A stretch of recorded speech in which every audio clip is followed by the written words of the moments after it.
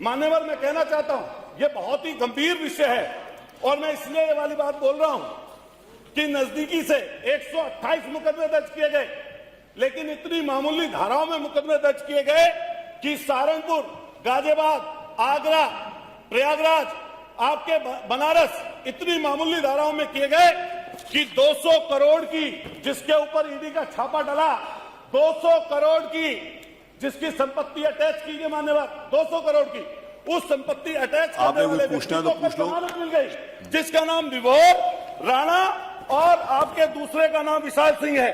मान्यवर, मैं पूछना चाहता हूं सरकार से कि बराबर के प्रदेश में एनडीपीएस के तहत ऐसे माफियाओं के खिलाफ 10-10 साल की सजा का प्रावधान कराकर एनडीपीएस में बंद किया गया है।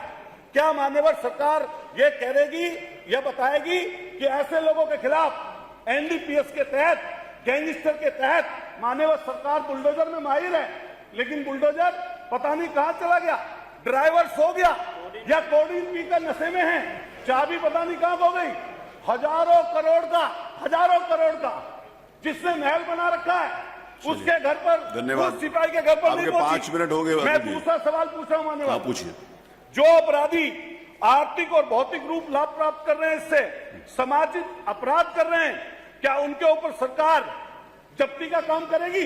एक और चीज मान्यवर, कफ सिरप, इंजेक्शन सहित 205 दवाइयां सरकार की तरफ से जिनके सैंपल फेल हुए, और ये मान्यवर बहुत जरूरी चीज है, जिसमें दिल की दवाइयां, कैंसर की दवाइयां, आपके हाई बीपी की दवाई, शुगर की दवाई। अब उत्तर आ जाने 5 मिनट, 5.5 मिनट हो गया आपके। 5 मिनट से ज्यादा मैं अवसर नहीं दे सकता। नहीं, सॉरी।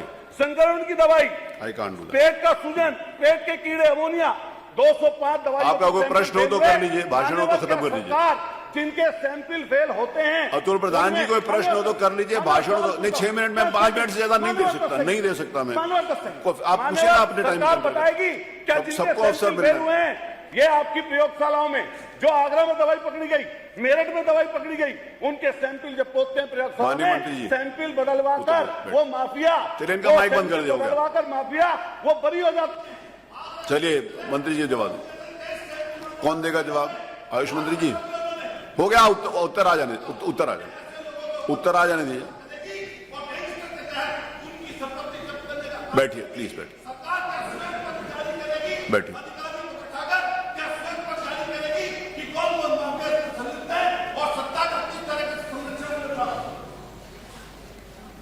माननीय मंत्री जी बैठिए। मंत्री अध्यक्ष जी, प्रश्न क्या है और मुद्दे क्या उठाए जा रहे हैं? मुझे लगता है कि माननीय सदस्य को पूरा अध्ययन करके आना चाहिए, सदन की गरिमा का ध्यान भी रखना चाहिए। लेकिन मुझे इसलिए भी खड़ा होना पड़ा है क्योंकि नेता विरोधी पक्ष ने सदन की कार्रवाई प्रारंभ होते ही इस मुद्दे को उठाया और आपने भी उसको छेड़ा है। लेकिन मैं आपके छेड़ने की स्थिति को अवश्य, आपकी इस मजबूरी को जान सकता हूं, जिसके बारे में एक छोटी सी कहावत है कि चोर की दाढ़ी में तिनका।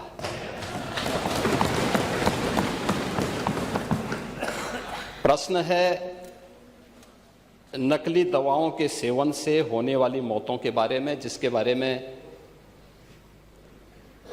उनको उत्तर दिया गया है कि इस प्रकार के कोई भी प्रकरण अभी तक उत्तर प्रदेश सरकार के संज्ञान में नहीं है। दूसरा, समय समय पर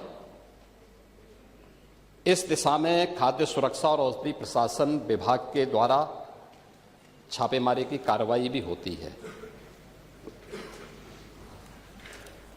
उत्तर प्रदेश के अंदर कोडीन कफ सिरप के मामले में, जिसको नेता विरोधी दल, मैं तो ये मानता था कि उम्र के चौथे पड़ाव पर व्यक्ति सच बोलने का आदि कम से कम इस उम्र में तो होगा ही, लेकिन इस उम्र में भी इस समाजवादी उनको झूठा बुलवा देते हैं। इस उम्र में तो कम से कम उसे झूठ मत बुलवाओ भाई, सच बोलने के उनको आदी होना चाहिए। और तो चेयर पे बैठ चुके हैं लंबे समय तक, स्पीकर के रूप में उन्होंने सदन को आगे बढ़ाया है। कोडिन कफ सिरप से उत्तर प्रदेश के अंदर कोई मौत नहीं हुई है। एक दूसरा, इस मामले में एनडीपीएस के अंतर्गत कार्रवाई होगी। ये उत्तर प्रदेश सरकार इस मामले को कोर्ट में जीती है, उत्तर प्रदेश ने इस मामले को लड़ा है। तीसरा, उत्तर प्रदेश में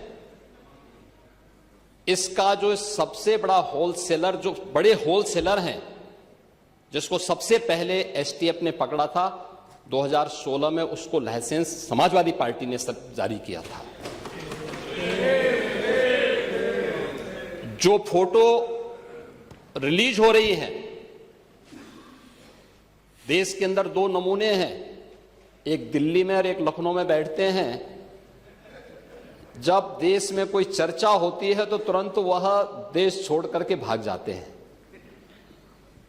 और मुझे लगता है कि यही आपके बबुआ के साथ भी हो रहा होगा। वह भी देश से फिर जाएंगे इंग्लैंड की सैर सपाटे में, और आप लोग यहां चिल्लाते रहेंगे। महोदय, कोडिन कफ सिरप का मुद्दा जो इन्होंने उठाया है, मुद्दा था नकली दवाओं के सेवन के कारण होने वाली मौतों का, और उसके बारे में हमने पहले ही बताया है कि नकली दवा के कारण होने वाले मौत के प्रकरण की कोई भी बात अभी तक शासन के संज्ञान में नहीं आई है, और समय समय पर एफएसडीए विभाग इसको लेकर के छापेमारी करती है, कार्रवाई करती है। कंपनियों में भी इस प्रकार की कार्रवाई होती है। यूपी के अंदर कोडिन कफ सिरप,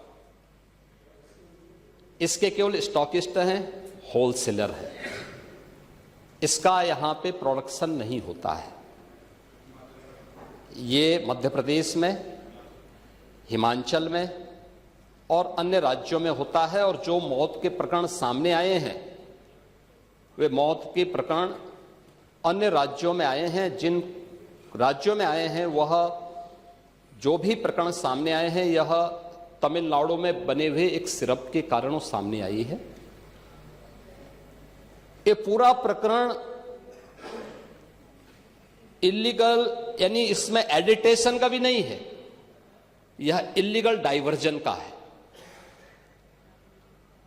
इस डाइवर्जन के माध्यम से इन होलसेलर ने, जिसमें सहारनपुर का भी है, गाजियाबाद का भी है, वाराणसी का भी है, लखनऊ का भी है और कानपुर का भी है, इन लोगों ने इसको उन देशों में पहुंचाया है, उन राज्यों में पहुंचाया है जहां मद्य निषेध है, लेकिन वहां पे नशे के आदी लोगों को इसको लेने की एक आदत सी है, तो वहां पर उसका दुरुपयोग किया गया है। जबकि बिना चिकित्सीय परामर्श के इसका सेवन नहीं हो सकता, खासतौर पर बच्चों के लिए। एडल्ट भी चिकित्सीय परामर्श से ही इसका सेवन करता है। कौन ऐसा व्यक्ति है जिसने कफ सिरप नहीं लिया? खांसी होती है, हर व्यक्ति लेता है, लेकिन चिकित्सीय परामर्श से उसमें लिखा जाता है। क्योंकि पढ़ाई लिखाई से आप लोगों का कोई वास्ता है नहीं, इसलिए आप लोग हमेशा इस प्रकार की बातें करते हैं। अब बात पहले सुन लीजिए ना, आपने पूरी बात बोली तो हम लोगों ने आपकी बात सुनी, आप लोग चिल्लाते रहे तब भी हम आपकी बात सुनते रहे। अब कम से कम हमारी बात तो सुन ले।